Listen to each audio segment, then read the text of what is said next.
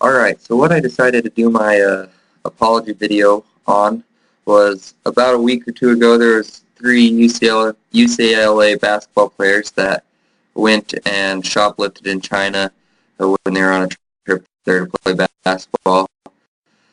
But the first thing that I wanted to point out about these guys is you notice their body language. They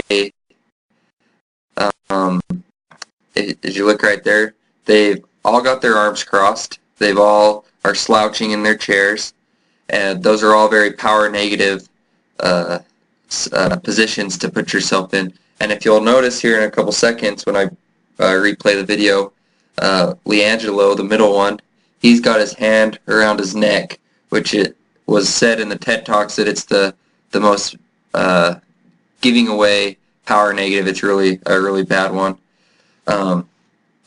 But with that, so those power negative things, that makes me believe personally that they aren't telling the truth, because it's not as convincing as somebody that has that power aspect, that's powerful and confident in themselves. And that's what the TED Talk said. There was a lot of people that wouldn't hire people that are sitting in these positions because it's a very negative aspect, and that's how our brains are trained to work.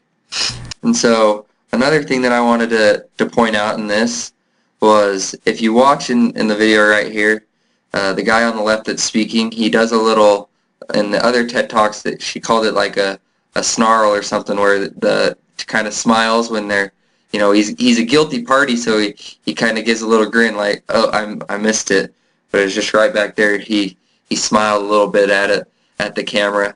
And, if he's really feeling a lot of guilt, he wouldn't have done that. So now they have the next guy doing his portion, and it's kind of hard to tell because they're just reading a piece of paper. But if you look at the other guys, they don't want to look at the crowd. They don't want to look at the audience in the eyes, which is something that they had talked about in the TED Talks too, of a giveaway of people that are lying.